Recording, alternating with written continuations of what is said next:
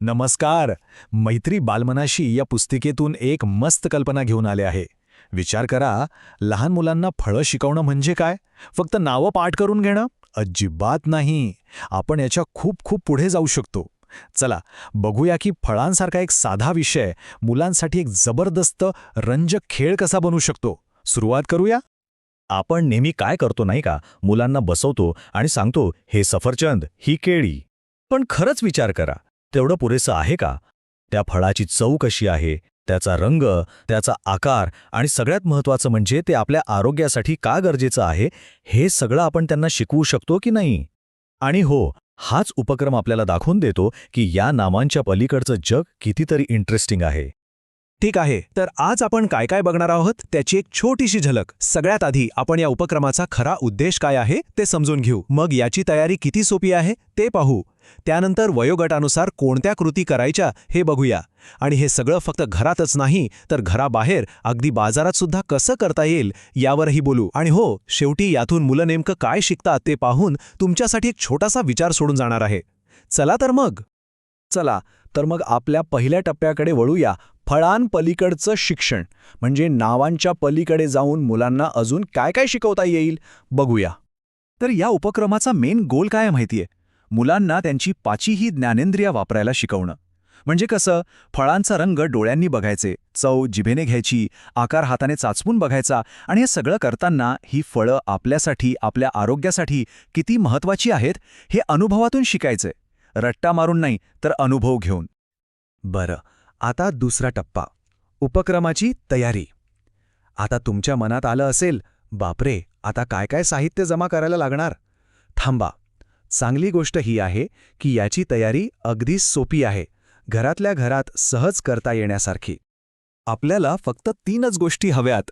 एक, काही फळांची चित्र, ज्याला आपण फ्लॅशकार्ड्स म्हणतो. दुसरं, त्याच फळांच्या कापलेल्या फोडींची चित्र, म्हणजे मुलांना जोड्या लावायला सोपं जाईल. आणि तिसरं आणि सगळ्यात महत्त्वाचं, शक्य असेल तर काही खरी फळं. कारण खरं सांगायचं तर प्रत्यक्ष अनुभवाची सर कशालाच येत नाही, नाही का? ओके, आता आपण या विश्लेषणाच्या सगळ्यात इंटरेस्टिंग भागाकडे आलो आहोत. हा उपक्रम असा नाहीये की सगळ्यांना एकाच मापात बसवायचं. नाही, तो 3 वेगवेगळ्या वयोगटांसाठी तयार केला आहे. का? कारण प्रत्येक मुलाला त्याच्या वयानुसार, त्याच्या क्षमतेनुसार शिकता यायला हवं. हा तक्ता बघा, एका नजरेत सगळं स्पष्ट होतंय. मुलांचं वय जसं वाढतं तशी त्यांची शिकण्याची पद्धत कशी बदलते ते बघा. 3 वर्षांचं मूल फक्त नाव ओळखतंय, 4 वर्षांचं मूल निरीक्षण करून जोड्या लावतंय, आणि 5-6 वर्षांचं मूल तर थेट विश्लेषण करायला लागतंय.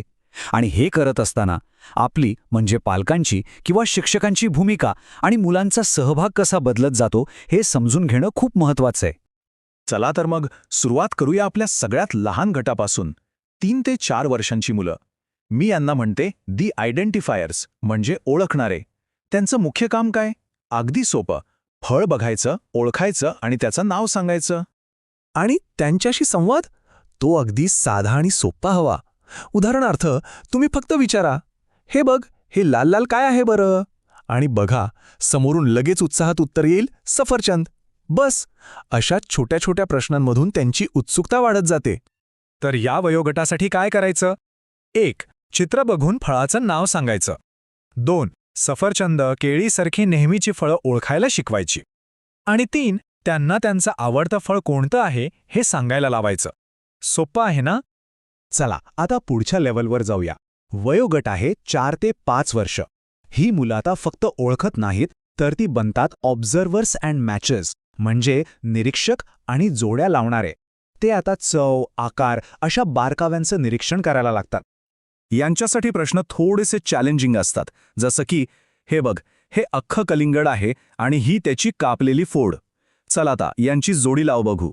या एका छोट्याशा कृतीतून त्यांच्यात तुलना करण्याची आणि 2 गोष्टींमध्ये संबंध जोडण्याची क्षमता वाढते. तर या गटासोबत आपण काय काय करू शकतो? पूर्ण आणि कापलेल्या फळांच्या जोड्या लावू शकतो.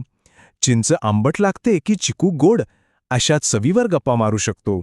आणि हो, रंग आणि आकारावरून फळं ओळखण्याचा खेळ तर आहेच.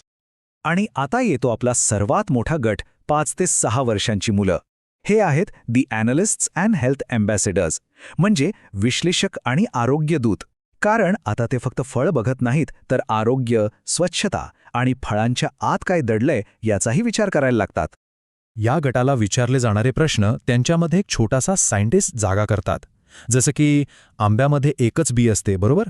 मग कलिंगड किंवा पपईमध्ये इतक्या सगळ्या बिया का असतात? पाहिलं? हा प्रश्न त्यांच्यातलं निरीक्षण आणि विश्लेषण कौशल्य वाढवतो. या वयातली मुलं खूप छान चर्चा करू शकतात. फळं खाण्याआधी का धुवायची? पेरू सालीसकट खातो पण केळ्याची साल का काढतो? वेगवेगळ्या बियांमध्ये काय फरक आहे? या गप्पांमधून त्यांची समज अधिक खोल आणि पक्की होते. बरं, आपण हे सगळं शिकलो, पण कोणतीही गोष्ट डोक्यात पक्की कधी बसते? जेव्हा आपण ती प्रत्यक्षात वापरतो तेव्हा, बरोबर? म्हणूनच आता आपण बघूया की हे सगळं शिक्षण वर्गाच्या किंवा घराच्या चार भिंतींच्या बाहेर म्हणजे प्रत्यक्ष जीवनात, घरात आणि बाजारात कसं नेता येईल. खास करून 4-5 वर्षांच्या मुलांसाठी घरी एक मस्त खेळ आहे, फ्रूट टेस्टिंग गेम. काय करायचं? मुलाच्या डोळ्यावर पट्टी बांधायची किंवा डोळे बंद करायला सांगायचे. मग त्याच्या तोंडात फळाचा एक छोटा तुकडा ठेवायचा आणि विचारायचं, सांग बघू, हे कोणतं फळ आहे? फक्त चवीवरून ओळखायचं. बघा, चव शिकवण्याचा किती सोपा आणि मजेशीर मार्ग आहे हा. आणि अजून काय करता येईल? जो सगळ्यात लहान गट आहे ना, 3-4 वर्षांचा, त्यांना जवळच्या फळ बाजारात घेऊन जा आणि फक्त तिथे दिसणाऱ्या फळांची नावं विचारा. आणि जो मोठा गट आहे त्यांच्यासाठी तर एक क्रिएटिव्ह ॲक्टिव्हिटी आहे. फळांच्या बिया गोळा करून त्या धुवून वाळवून त्यांची एक सीड बँक म्हणजे बी बँक तयार करायची. मस्त कल्पना आहे ना? ठीक आहे, आपण इतक्या सगळ्या कृती पाहिल्या, पण या सगळ्यातून मुलांना मिळतं काय? म्हणजे आउटकम काय? चला बघूया की यातून त्यांचे कोणते विकासाचे टप्पे पूर्ण होतात. हे बघा, इथे प्रत्येक वयोगटासाठी एक स्पष्ट लर्निंग आउटकम आहे. 3-4 वर्षांचं मूल फळांची नावं सांगायला शिकतं. 4-5 वर्षांचं मूल मदतीने का होईना पण फळं खायला शिकतं. आणि 5-6 वर्षांपर्यंत पोचता ते फक्त स्वतःहून फळं खात नाही, तर त्यांचं आपल्या आरोग्यासाठी काय महत्त्व आहे हेही ओळखायला लागतं. किती सुंदर प्रगती आहे ही. चला, तर आपण आता या विश्लेषणाच्या अगदी शेवटच्या टप्प्यात आलो आहोत. इतकं सगळं ऐकल्यानंतर आता विचार करण्याची पुढची पायरी तुमची आहे.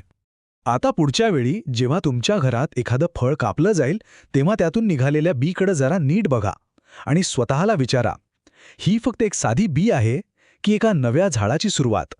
ही शिकण्याची आणि वाढण्याची अफाट क्षमता आहे जी आपण आपल्या मुलांमध्ये रुजवू शकतो.